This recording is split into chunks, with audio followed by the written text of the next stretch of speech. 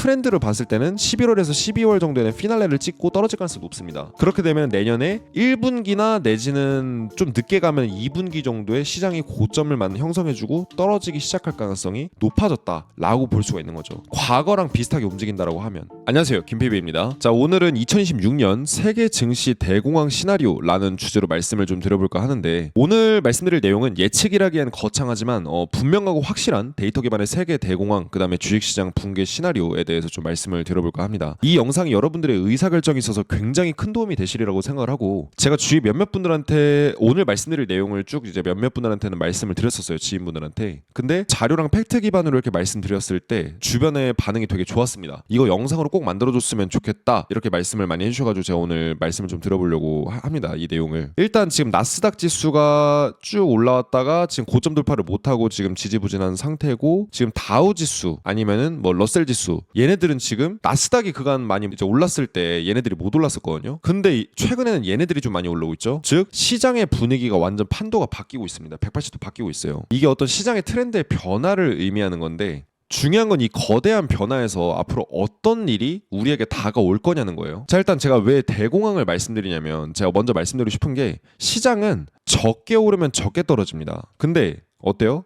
많이 올라가면은 많이 떨어지죠. 이게 시장의 그냥 간단한 이제 메커니즘이에요. 이게 모든 세상사가 돌아가는 진리기도 하죠. 근데 사람들은 이렇게 많이 오른 상황만 경험해보게 되면은 떨어지는 시나리오 자체를 생각을 못합니다. 왜냐? 내가 투자를 10년 했는데 10년 동안 오르는 시장밖에 없었는데 어떻게 떨어지는 시나리오를 생각하냐는 거예요. 떨어져봤자 조정에서 끝나는 상황밖에는 경험을 못 해봤는데, 이렇게 폭락하는 상황을 경험 못 해본 사람들은 당연히 상승할 거라고 밖에는 생각을 못합니다. 그리고 지금 시장은 어때요? 20년 동안 계속해서 상승을 해왔어요. 물론 2022년, 2020년에 잠깐 이제 시장이 훅 꺾였던 적은 있긴 하지만 대체적으로 상승 추세를 오랫동안 20년 넘게 유지를 해왔었습니다. 글로벌 금융위기 때도 이제 꺾이긴 했지만 결국은 시장이 계속 우상향했단 말이에요. 그러니까 이제 닷컴 버블 때처럼 주가가 10년 전으로 회귀하고 이런 일은 없었거든요. 근데 지금 이제 나스닥 또 이제 78% 지수가 이제 닷컴 버블 터지면서 폭락할 때를 보면은 이제 주가 지수가 진짜 거의 20년 동안 쭉 올라가기만 했었거든요.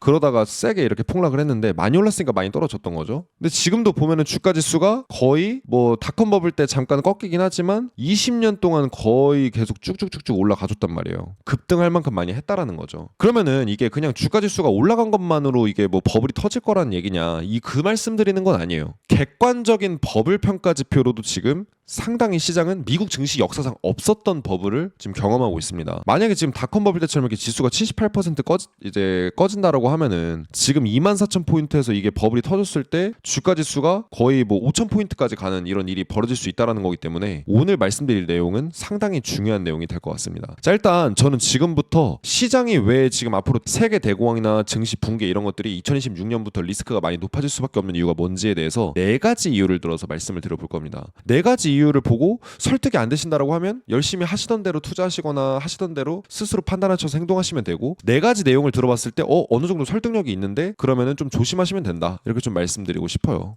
자, 일단 첫 번째 말씀드리고 싶은 거는 버블 지표입니다. 자, 첫 번째로 제가 시장이 앞으로 왜 대공황 같은 게 터질 것 같다라고 말씀드린 이유, 세계 증시 붕괴가 이제 터질 것 같다고 생각하는 이유, 특히 2026년에 생각하는 이유, 요 첫 번째 이유는 바로 버블입니다. 버블.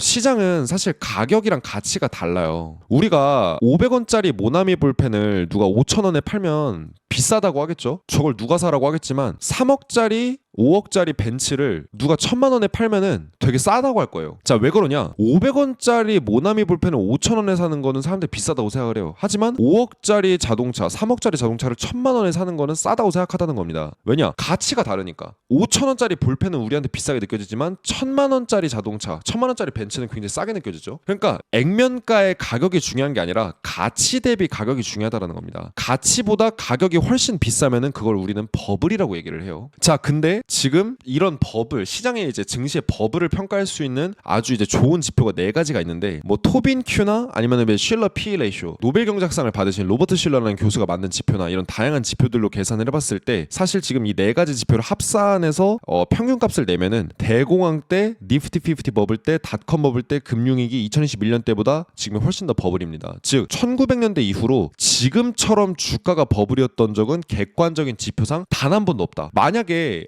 진짜 이게 시장 버블이 맞나라고 이제 궁금하시면은 이 인디케이터를 직접 검색해 보셔서 어떤 지표인지 직접 들어와서 보시고 연구를 한번 해보세요. 딱 10분 정도만 쓰시고 아니면 이 자료를 챗GPT한테 붙여가지고 시장이 버블일까 아닐까 한번 평가를 한번 받아보세요. 전 제가 단언컨대 말씀드리는데 지금 시장은 말도 안 되는 수준의 버블이고 미국 역사상 이 정도 수준의 버블은 없었습니다. 대공황이나 닷컴 버블 수준하고도 비교가 안 될 수준으로 미국 증시가 현재 상당히 되게 버블인 상태고 미국 증시가 만약에 버블이 꺼져버리게 돼서 붕괴가 되면 당연히 전 세계 증시도 붕괴가 되겠죠. 그러니까 일단 버블은 엄청 많이 껴있다. 그러니까 지금 뭐 앞으로 시장이 올라가냐 떨어지냐랑 무관하게 저는 심지어 지금 단기적으로는 시장이 조금 더 올라가 줄 수 있을 거라고 생각을 하는 사람이거든요. 그럼에도 불구하고 지금 시장은 어쨌든 어마어마한 버블 국면에 있다. 이 사실을 좀 말씀을 드리고 두 번째는 일본 금리입니다. 일본 금리가 되게 중요한데 지금 뭐 일본 금리를 조금 뭐 더 올린다 만다 뭐 이런 얘기들이 나오잖아요. 그럼 우리가 지난 이제 수십 년 동안의 일본의 금리를 한번 보자는 겁니다. 여러분들 엔캐리 트레이드 많이 들어보셨을 거예요. 엔캐리 트레이드는 뭐냐? 자, 전 세계 투자자들은 일본에서 돈을 빌려가지고 미국이나 여타 다양한 기업들이나 이제 채권들에 투자를 합니다. 왜 그러냐? 일본은 완전 제로 금리이기 때문이죠. 심지어 일본은 한때 이제 마이너스 금리 수준까지 갔던 적이 있어요. 즉 금리가 사실상 제로입니다. 그럼 내가 1,000억을 빌리든 1조 원을 빌리든 이자가 없다라는 거예요. 그러면 어때요? 이자가 없거나 굉장히 적으니까 이 일본에서 뭐 1,000억이든 1조 원이든 땡겨가지고 미국 같은 데다가 국채에 투자하면 어떨까요? 예를 들어서 일본의 금리가 0%고 미국의 금리가 5%라고 단순하게 예시를 잡아볼게요. 실제로 이 정도 수준까지 이제 금리 차가 났었고 그러면 일본에서 1조 원 정도로 이제 은행에서 돈을 빌려요. 0%잖아요 이자가 어차피. 그러면 1조 원을 빌려가지고 미국에 투자를 합니다. 미국의 국채. 미국한테 돈을 빌려주고 이제 이자를 받을 수 있는 미국채에 투자를 해요. 그래서 5% 이자를 받았습니다. 그럼 얼마죠? 1조 원을 공짜로 빌려서 5% 이자를 받으면 1년에 아무런 위험도 없이 500억 원을 따박따박 그냥 무위험으로 벌 수가 있습니다. 무위험 이자만 500억이라는 거예요. 여기에 사실은 헤지 펀드들이나 이런 이제 기관 투자자들은 레버리지까지 더합니다. 10배씩 더하죠. 그럼 1조 원 가지고 5천억의 이자 수익을 벌어들일 수가 있는 거예요. 단순 계산했을 때. 그래서 전 세계 헤지 펀드들이랑 기관 투자자들이 일본에서 돈을 빌려가지고 미국이나 여타 다양한 기업들과 국가들에 투자를 하고 이 돈을 벌어가지고 일본에서 빌렸던 돈에 이제 극히 소액의 이자를 이제 갚고 그 다음에 엔화랑 미국 달러의 환차익이나 환차손 이런 것들을 계산하고 이렇게 해가지고 이제 투자자들이 돈을 벌거든요. 전 세계 투자자들이 이렇게 이제 매매를 합니다. 그렇기 때문에 뭐다? 일본의 금리랑 미국의 금리는 전 세계에서 되게 중요하다라는 거예요. 왜냐? 일본의 금리가 높아져요. 0%던 게 5%가 돼요. 근데 미국의 금리가 5%던 게 0%로 바뀝니다. 그럼 어떻게 됩니까? 더 이상 일본에서 돈을 빌려가지고 미국에 투자할 수가 없잖아요. 그러니까 이게 일본의 금리가 높아지고 미국의 금리가 낮아지면 어떻게 된다? 더 이상 이렇게 일본에서 돈을 빌려서 이제 천문학적인 이제 돈에 달하는 수조 원, 수십조 원을 투자할 수가 없단 말이에요. 그래서 일본은 전 세계 은행 같은 역할을 합니다. 돈을 싸게 빌려주고 이자만 받는 거예요. 근데 일본의 금리가 높아지고 미국의 금리가 낮아지면 더 이상 무위험으로 벌어들일 수 있는 돈이 없잖아요. 일본에서 돈을 제로 금리에 빌려가지고 여기서 5% 이자 받아먹고 살았는데 이게 없어져 버리게 되면 어떻게 된다? 투자자들이 미국에서 돈을 다시 빼서 일본에 갚게 됩니다. 아, 이제는 투자 못하겠다. 이렇게 좀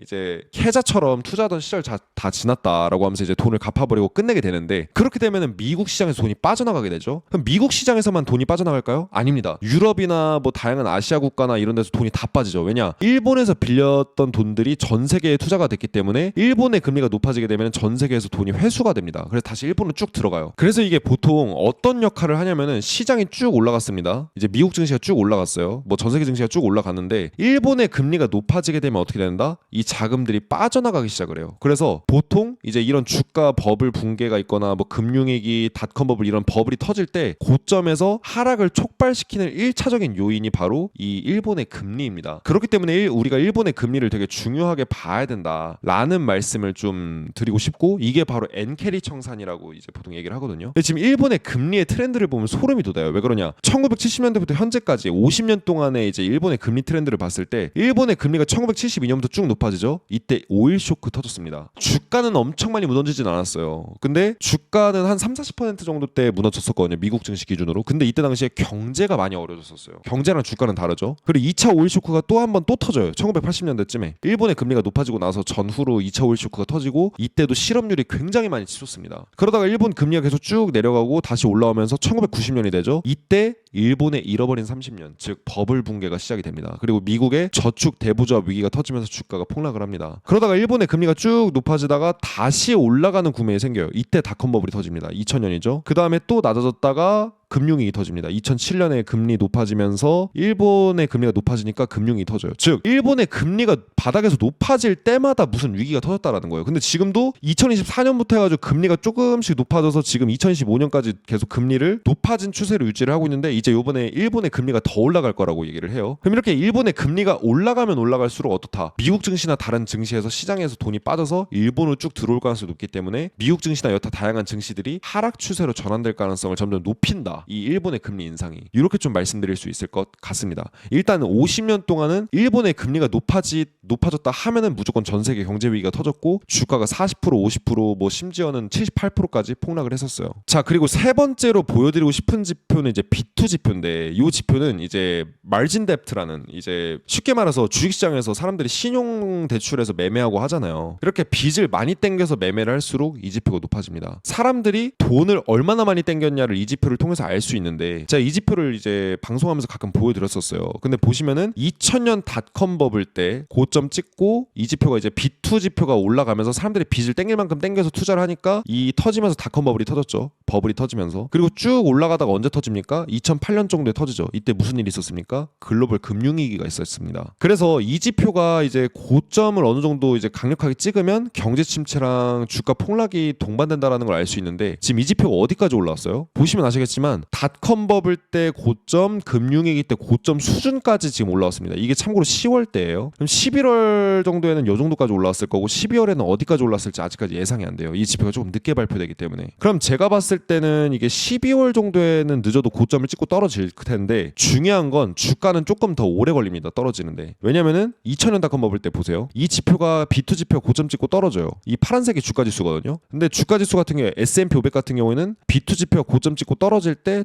한 번 더 살짝 고점 시도를 해주다가 떨어지죠. 이 기간이 이제 얼마나 걸렸냐? 이게 이제 B2 지표 고점 찍었던 게 3월이고 미국 증시가 고점을 찍었던 게 이제 8월 때이기 때문에 한 4-5달 정도의 텀이 있었어요.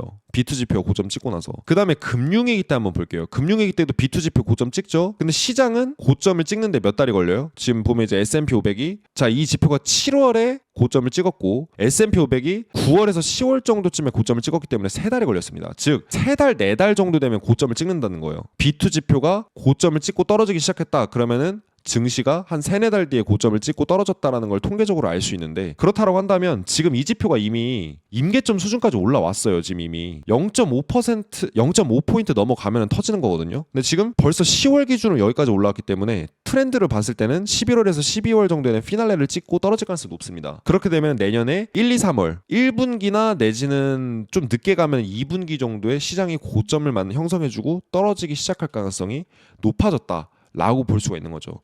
과거랑 비슷하게 움직인다라고 하면 지금부터 고점 찍고 떨어질 수도 있어요. 하지만 과거에 이제 B2 트렌드랑 이제 통계로 봤을 때 사람들이 빚을 다 땡겨서 주식시장에 넣었어요. 그럼 기관 투자자도 매수했고 외국인도 매수했고 개인도 매수했어요. 그럼 누가 매수하나요? 누군가 매수를 해야 시장이 올라갈 거 아니에요. 근데 지금 이미 기관들도 매수 다 했어요. 외인들도 매수 다 했어요. 개인들은 아직 이제 매수 막 쭉쭉쭉쭉 많이 들어왔는데 지금 이제 빚을 땡길 만큼 거의 다 땡겼어요.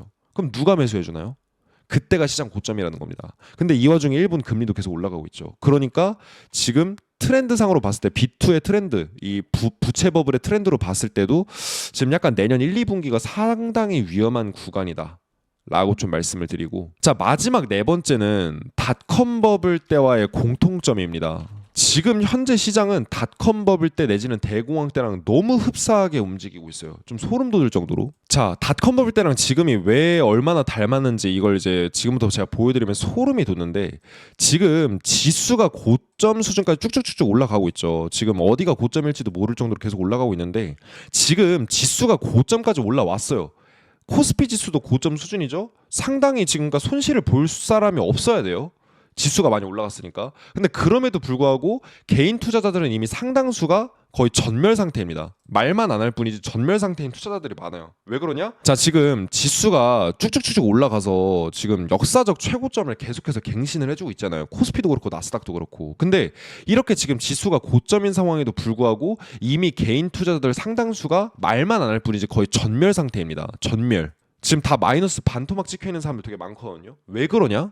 왜일까요? 지수를 투자를 안 했습니다. 대다수가 개별주에 투자를 했어요. 지수에 투자를 하는 거 너무 지루하고 따분하거든요. 그러니까 개별 종목, 사람 특히 시장에서 유행하는 종목들에 많이 투자를 했는데 지금 그런 종목들이 너무 많이 빠졌습니다. 근데 소름이 돋는 건 뭔지 아세요? 개별주가 먼저 빠져요. 이런 이제 시장의 유행을 타던 종목들이 먼저 빠지고 그 다음에 좀 이제 대형 종목이 빠지면서 닷컴 버블처럼 붕괴가 시작이 되는 겁니다. 요걸 이제 제가 닷컴 버블 때 닷컴 버블 때 당시 사례를 보면서 좀 말씀드려 보려고 하는데, 자, 닷컴 버블 때 당시 2000년대 닷컴 버블 때 당시에 이제 시장의 흐름을 보게 되면은 시장에서 좀 이제 재무 구조도 탄탄하고 큰 회사들, 지금으로 치면 구글이나 마이크로소프트 같은, 애플 같은 회사들을 이제 탑 22, 상위 20% 안에 드는 종목들을 이제 분류를 하고, 그 다음에 재무 구조나 이런 걸로 봤을 때 쓰레기인데 뭔가 사람들의 유행에 따라서 올라갔던 종목들이 있을 거 아니에요.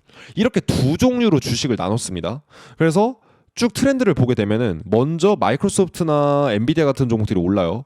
그러다가 나중에 이제 조금 재무 구조가 안 좋은, 하지만 시장의 유행을 탄 종목들이 급등을 합니다. 그러다가 어떻게 돼요? 쓰레기 주식부터 떨어집니다. 쓰레기 주식부터 쭉쭉 떨어져요. 그러다가 엔비디아나 마이크로소프트 같이 탄탄한 회사 주식들도 조금씩 쭉쭉쭉 떨어지면서 닷컴 버블이 터진 이런 상황이 나왔었거든요. 즉 쓰레기 주식부터 먼저 떨어지고, 쓰레기 주식이라고 하면 좀 그렇지만 재무 구조나 이런 것들이 좀 불안전하고 좀 탄탄하지 않고 이런 종목들부터 먼저 빠진 다음에, 쉽게 말해서 동생부터 먼저 빠진 다음에 그 다음에 큰형님 빠진다는 거예요. 작은 중소기업이나 스타트업부터 벤처기업부터 주식이 빠진 다음에 그 다음에 이제 엔비디아나 뭐 팔란티어 같은 회사가 빠진다는 건데, 자 그럼 지금부터 한번 이제 보시죠. 지금 어떤 상황이 우리한테 지금 이제 벌어지고 있냐면, 지금 엔비디아나 이런 거는, 엔비디아나 팔란티어 이런 거는 전 세계적으로도 규모도 크고 많이 알려진 회사잖아요. 재무 구조도 그래도 다른 회사들보다 조금 더 낫죠. 근데 양자 컴퓨터 회사나 히토류 회사나 소형 원자로 관련주들은 아직까지 재무 구조가 불확실하고 기업이 앞으로 이제 존속할 수 있을지도 불확실합니다. 근데 시장에서 앞으로 시장이 이렇게 바뀔 거야라는 기대감 때문에 많이 올랐던 종목들이 대표적인 게 이 세 종목이에요. 근데 지금 보시면은 이 종목들이 마치 닷컴 버블 때처럼 확 무너졌습니다. 제가 한번 예시를 보여드릴게요. 자, 대표적으로 히토류랑 에너지 관련주 중에 하나가 이 유유유라는 종목인데, 에너지 퓨얼스라는 종목인데, 이 종목 지금 고점 대비 지금 50% 넘게 깨졌었습니다. 지금 살짝 반등하고 있는데 그래봤자 이제 반토막이 나버린 상황이고요. 사실 제대로 된 이 미국에 상장되어 있는 히토류 이제 대장주는 요 MP 메테리얼스라는 종목이었는데, 이 종목도 고점 대비 50% 반토막이 났습니다. 그 다음에 자, 소형 원자로 관련주 한번 볼게요. 소형 원자로 관련주 중에 대장인 뉴스케일 파워, 지금 현재 70%가 깨졌습니다. 닷컴 버블 때랑 똑같은 거예요. 그러니까 자, 오클로라는 종목 볼게요. 이 종목도 소형 원자로 관련 종목이죠. 이 종목도 거의 59% 깨졌습니다. 자, 양자 컴퓨터 관련된 종목 볼게요. 아이온큐 지금 고점 대비 55%가 깨졌고요. 자, 리게티 컴퓨팅 같은 경우에도 지금 고점 대비 64% 깨졌습니다. 근데 중요한 건 개인 투자자들은 다 이런 종목에 들어갔다라는 거예요. 그래서 지금 말만 안 할 뿐이지 지금 지수가 올라가는데도 지금 피눈물 흘리는 투자자들이 되게 많다라는 거예요. 닷컴 버블 때랑 똑같은 일이 또 벌어지고 있습니다. 마치 섬이 점점 물에 잠기는 것처럼, 수면이 올라와가지고 이렇게 점점 물에 잠기는 것처럼, 지금 이제 퀄리티가 낮은 주식들부터 계속 떨어지고 퀄리티가 높은 주식들만 살아남으려고 하는 이런 기질이 나타나고 있어요. 지금 부동산도 보시면 여러분들 잘 보세요. 강남 서초 이런 데는 아직도 올라요. 압구정 뭐 이런 데 계속 올라갑니다. 근데 지방 같은 데는 어때요? 가격이 유지가 됐거나 오히려 떨어진 데가 많아요. 근데 지금 우리나라 원화가치 박살났죠. 그 다음에 이제 물가 많이 올라갔죠. 이러다 보니까 사실은 지금 막 이제 2, 3년 동안 뭐 이제 부동산 가격이 10% 20%안 올랐다. 그럼 사실 돈 날라간 거랑 마찬가지거든요. 물가랑 원화가치 때문에. 그러니까 지금 결론적으로 말씀드리면 아무튼지간에 지금 부동산 시장에도 똑같은 일들이 벌어지고 있다라는 겁니다. 부동산도 이제 우리나라 부동산도 일부 지역만 올라가고 나머지는 다 떨어지고 있는, 마치 엔비디아나 애플이나 구글은 아직까지 상승 추세 유지하고 있는데 지금 마치 뭐 리게티 컴퓨팅이나 아이온큐는 떨어지는 것처럼 이런 현상들이 또 벌어지고 있어요. 이게 전형적인 시장의 버블이고, 버블이 그 붕괴가 되기 시작할 때 특징입니다. 전 세계 자산 시장이 지금 다 똑같이 흘러가고 있어요. 부동산 시장이든 주식 시장이든 어디든. 자, 아무튼 제가 지금까지 4가지 지표를 통해서 쭉 이제 말씀을 드리고 있죠. 첫 번째, 시장은 객관적으로 검증된 지표를 봐도 버블이다. 역사상, 미국 역사상 한 번도 없었던 수준의 버블이다. 두 번째, 이제 일본 금리 일본 금리가 올라갈 때마다 전 세계 경제 위기가 터집니다. 왜 그러냐? 엔캐리 트레이드 청산 때문에. 근데 이 엔캐리 청산이 일어날 정도로 지금 일본이 금리가 이제 높아지려고 하고 있다. 일본의 금리가 계속 높아질 거다.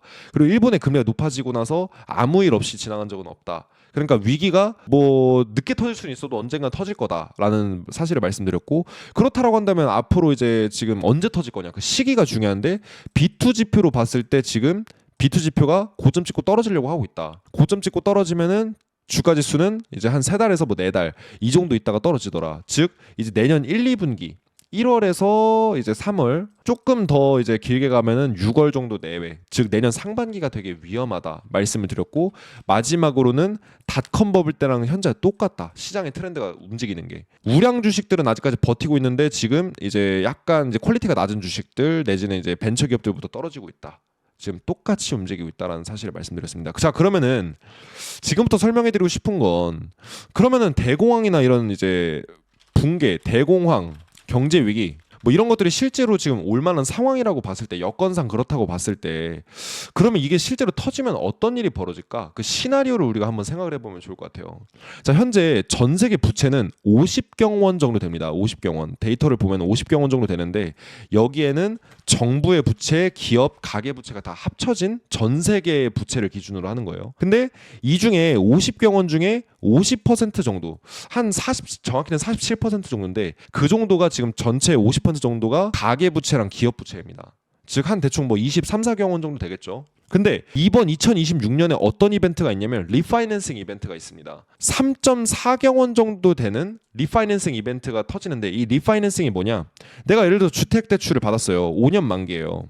그럼 2025년부터 이제 대출을 하기 시작했으면 2030년에 만기가 됐을 거 아니에요. 이 2030년에 만기가 될 때 딱 이제 내가 지금 나 이거 만기 됐는데 다 못 갚는데 대출 연장하고 싶은데, 이때가 이제 이게 리파이낸싱입니다. 이 리파이낸싱은 이제 내가 재대출을 받아야 되는, 대출을 뭐 연장하거나 아니면 갚아야 되는 이 시기가 오는 걸 리파이낸싱이라고 하는데, 지금 리파이낸싱 규모가 선진국에서 16트릴리언 달러, 16조 달러, 그리고 이머징 마켓에서 8조 달러 정도 돼요. 근데 기업들과 가게들 중에서 한 10%, 20% 내지는 뭐 그것보다 더 적은 수준의 사람들이 일부만 이 빚을 상환을 못해도 버블이 연쇄적으로 따라락 다 터지게 됩니다. 왜 그러냐? 자, IMF 때 한번 우리가 생각을 해볼게요. IMF 때 뭐 국가부도의 날이든 뭐든 보면은 우리가 뭐 경제가 좋을 땐 상관이 없어요. 뭐 우리가 이제 원청업체부터 하청업체, 뭐 유통업체, 뭐 은행까지 해가지고 이렇게 막 복잡하게 이제 우리가 거래 관계가 엮여 있잖아요. 근데 한 군데가 무너지면 어때요? 와르르 한 번에 다 무너지죠. IMF 때 당시에도 협력업체 몇 군데가 딱 도산되니까 받을 돈 못 받고 대금 지불을 못 하니까 멀쩡하던 회사도 망해버리고, 왜냐면 외상으로 이제 어음 같은 것들을 많이 결제했었으니까. 그런 상황이 지금 또 벌어지게 생긴 거예요. 왜냐? 2026년에 리파이낸싱 규모가 3경 원 정도 되니까. 50경 원 중에 3경 원이 이제 만기가 됩니다. 그래서 지금 이제 경제는 점점 더 어려워져 가고 있기 때문에 은행들은 대출을 더 조이고 있고, 사람들은 갈수록 점점 더 먹고 살기 힘들기 때문에 언젠가 이게 터지는 시점이 올 거예요. 근데 2026년에 그게 좀 빅 이벤트가 하나 있다라는 거죠. 그리고 IMF 때보다 심지어 지금이 더 심각한 부채 위기입니다. 지금 전 세계 부채가 50경 원이거든요. 근데 전체 지금 전 세계 GDP가 있다라고 하면은 그 중에 그 GDP의 3배입니다. 3배. 310%예요. 310%. 전 세계 GDP의 3.1배에 해당하는 부채가 지금 전 세계에 형성이 되어 있습니다.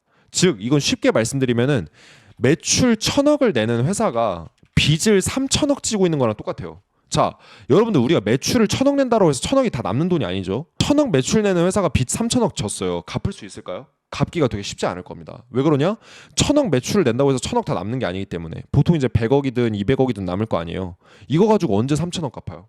이제 몇십 년이 걸릴지도 모르잖아요. 근데 만약에 이 회사가 매출을 1,000억을 계속 내면 상관이 없는데 매출이 떨어져 버리면 어떨까요?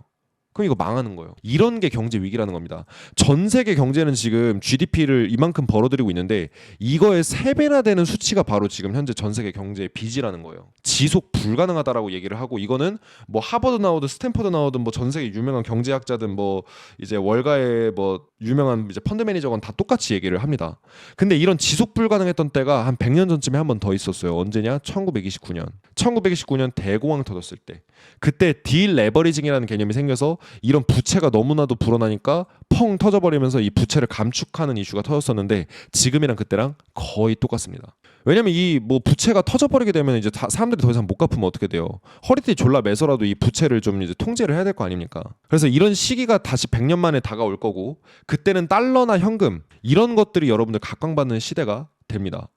지금은 이제 현금만 갖고 있으면 바보 소리 됐죠. 왜 그러냐? 원화 가치 무너지고 지금 이제 계속해서 물가 상승이 나오는데, 그러면 이제 자산에 투자를 안 하면 망하는 시기라고 사람들은 생각을 하잖아요. 근데 막상 경제 위기가 터지면 달러나 현금 이런 자산들이 가장 핵심적인 자산이 됩니다. 왜 그러냐? 자, 지금 전 세계 주식 시장이랑 부동산은 다 빚으로 굴러가고 있어요. 사람들은 투자를 할 때 빚을 끌어다 씁니다. 특히 부동산은 빚 없이는 못 사죠. 근데 이 빚을 국가 차원에서 감축하기 시작을 해요. 예를 들어서 경제가 망가지면서. 그럼 디레버리징이 일어나게 되면 여기저기서 빚이 다 빠져나가기 시작해요. 나스닥에서도 빠지고 코스피에서도 빠지고 부동산에서도 빠지고 빚이 다 빠져나가요. 마치 집이 이렇게 있다라고 치면은 집의 기둥에 철근을 빼는 일이라고 보시면 돼요. 그러면 철근이 빠져나가면 어떻게 돼요? 기둥부터 지붕까지 싹 다 무너지죠. 이게 대공황인 겁니다. 그래서 보통 이제 경제 위기가 오게 되고 디레버리징 같은 큰 경제 위기가 오게 되면 주식과 부동산 같은 데서 자금이 계속 빠질 거기 때문에 사람들이 너도 나도 팔고 싶어요. 지금은 너도 나도 사고 싶어 하지만, 그러니까 각종 자산들은 다 폭락을 하고 사람들이 현금이 없어지게 됩니다. 그래서 현금이 다 급급해지는 시대가 돼요. 그럼 주식은 10,000원이었던 주식이 1,000원이 돼요. 근데 달러나 현금을 갖고 있는 사람들은 가만히 있었어요. 근데 부동산 같은 거 10억, 100억짜리 갖고 있었으면 뭐합니까? 현금 한 푼도 없는데, 당장 현금 필요한데. 그러니까 현금 가치가 되게 높아지는, 상대적으로 다른 자산이나 이런 것들에 비해서 자산 가치가 높아지는 이런 효과가 생깁니다. 그래서 모든 주식, 부동산 이런 것들이 폭락하면서 금융 시스템이 마비가 되는 상황이 오기 때문에 사람들이 현금이 없으니까 자연스럽게 현금에 대한 수요가 높아지면서 현금 있는 사람들 찾게 돼요. 지금은 현금 있는 사람 거의 없습니다. 현금 10억, 20억 있는 사람 찾아보라고 하면 우리나라에 진짜 얼마 없어요. 그러면 현금 갖고 있었던 사람은 어때요? 주식, 부동산 이렇게 폭락을 하잖아요. 10만 원짜리 주식을 5,000원, 뭐 1,000원에 살 수 있게 되고 10억짜리 아파트를 3억에 살 수 있는 이런 이제 시기가 오게 되는 겁니다. 그래서 우리가 현금을 많이 갖고 있어야 된다라고 말씀을 드리는 거예요. 자, 그러면 10억짜리 아파트가 만약에 3억으로 떨어졌다고 가정해 볼게요. 그럼 3억짜리 아파트가 지금 내가 3억 정도가 있어요. 경제 위기 때 달러로 그냥 3억을 갖고 있었는데 10억짜리 부동산이 3억이 됐어요. 그럼 내가 이거 살 수 있잖아요. 근데 3억 가지고 한 채만 살 수 있는 게 아니죠. 이렇게 경제 위기가 왔을 때는 돈이 너무 안 돌기 때문에 국가에서도 대출을 많이 받을 수 있게 장려를 많이 해줍니다. 그래서 내가 3억이 있어도 3억짜리 부동산 3채를 살 수가 있어요. 대출을 2억, 2억, 2억씩 땡겨가지고 1억에 2억, 1억에 2억, 1억에 2억 이렇게 해가지고 총 3개 정도는 살 수 있어요. 못해도. 그렇게 되면 나중에 금액이 다시 높아져서 경제가 정상적으로 회복돼서 3억짜리 부동산이 다시 10억이 되면 어떻게 돼요? 나는 30억 자산가가 되는 겁니다. 3억에서 30억 한 큐에 뛰는 거죠. 재산이 10배 불어나는 셈인 게 되는 겁니다. 그리고 주식 같은 경우에는 더하죠. 자, 제가 계속 말씀드리는 사람 누굽니까? 강방천 회장이라는 사람이 있어요. 이 사람은 IMF 때 1년 10개월 만에 1억을 얼마로 만들었어요? 156억으로 만들었습니다. 어떻게? 딱 2개 정도의 종목에만 집중 투자해서. 주가가 IMF로 폭락했어요. IMF로 폭락하더라도 증권사는 절대 안 망한다는 생각 때문에 증권사에 투자를 했어요. 지수 회복돼서 증권사 주식 많이 올랐죠.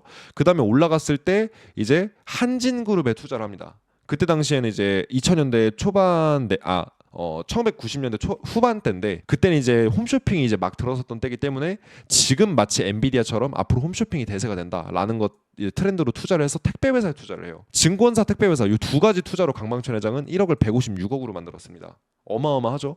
이런 부동산 시장에서도 10배를 버는데 주식시장에서는 이런 100배 수익이 실제로 현실적으로 가능하다라는 겁니다. 물론 운도 좋아야 될 거고 종목도 잘 골라야겠죠. 하지만 큰 기회가 우리한테 다가올 거라는 겁니다. 자, 그래서 결론을 좀 말씀드릴게요. 이 앞서서 이제 이유 4가지를 말씀드리면서 앞으로 대공황이 올 거니까 대비를 하자라고 말씀을 드렸는데, 이걸 다 말씀드렸는데도 시장은 앞으로 무조건 오를 거야, 너가 생각한 일은 안 벌어질 거라고 생각을 하시면은 그냥 열심히 하던 대로 투자를 하시면 되고 여러분들이 하고 싶은 대로 하셔도 됩니다. 근데 이런 말이 있죠. 워렌 버핏보다 더 많은 수익을 냈었던 전설적인 투자자 누굽니까? 피터 린치라는 사람이 있죠. 피터 린치가 뭐라고 얘기를 하냐. 수익을 당연하게 여기는 생각은 시장이 큰 폭으로 하락하면 확실히 치유된다. 즉 사람들은 상승할 때는 공부 안 한다. 떨어질 때 그때가 이제 진짜 공부가 된다, 이런 얘기를 하죠. 그래서 저는 여러분들이 만약에 제 의견에 동의하신다라고 한다면 좀 더 투자를 하시더라도 보수적으로 100 정도 투자를 하셨던 거를 30 정도만 하시고 좀 이제 시장에서 좀 약간 여유롭게, 나중에 어차피 10배 20배를 벌 수 있는데 지금 10% 20% 수익 내는 게 뭐가 중요합니까? 그쵸? 그래서 제가 봤을 때는 이제 그런 생각을 하고, 그래서 저는 여러분들이 조심해서 이제 좀 리스크 관리하면서 투자를 하셔라, 내지는 현금 보유량을 많이 늘려나가셔라라고 말씀을 드리고 싶고, 여러분들이 투자하시는 데 있어서 행운이 정말 저는 깃들길 바라고요. 부디 어려운 상황이 앞으로 많이 다가올 거라고 저는 생각을 하는데, 이런 상황 속에서도 우리가 슬기롭게 헤쳐나가서 여러분뿐만 아니라 여러분들 후손들까지 대대손손 잘 먹고 잘 살 수 있는 기반이 되시길 바라고, 저는 그 기반을 만드실 수 있도록 물심양면 돕도록 하겠습니다. 진짜 큰 기회는 세상이 뒤집힐 때 오는 것이지, 평시에 지금처럼 평화로울 것 같은 이런 시장에는 절대 오지 않는다라는 사실도 좀 말씀을 드리겠습니다. 자, 그리고 더불어서 12월 23일 화요일 오후 9시 30분에 연말 기념으로 특별 강의를 하나 해드릴 거예요. 이제 10년이 넘는 기간 동안 460개의 종목들이 있는데, 이 종목들이 어떤 종목이냐, 10배 이상 오른 종목입니다. 10배 이상 올랐던 460개의 미국 종목을 연구해서 기관 투자자들이 지금까지 어떻게 개인보다 압도적인 수익을 달성했는지, 헤지펀드가 수익을 냈었던 기관 투자자의 투자 노하우를 논문을 바탕으로 공개해드려 보도록 하겠습니다. 그래서 앞으로 10배 폭등했던 460개 종목들의 공통점들이 뭔지, 그 공통점들을 통해서 앞으로 우리가 종목들을 매수할 때, 경제 위기가 터지고 나중에 회복될 때 어떤 종목을 매수하냐가 중요하잖아요. 삼성전자를 매수했으면 여러분들은 10배 수익을 봤을 거고, 애플을 매수했다면 여러분들은 1000배 수익을 봤을 겁니다. 닷컴버블 이후로 20년 동안. 그렇기 때문에 우리가 어떤 종목을 매수하냐가 또 중요한데, 그 내용을 한번 무료로 23일 오후 9시 반에 저희 유튜브 라이브에서 공개드려 보도록 할게요. 1577-0471 이 번호로 월말 이렇게 문자 보내주시면은 이 방송 시청하실 수 있는 링크 보내드릴 테니까 많은 참여 부탁드리겠습니다.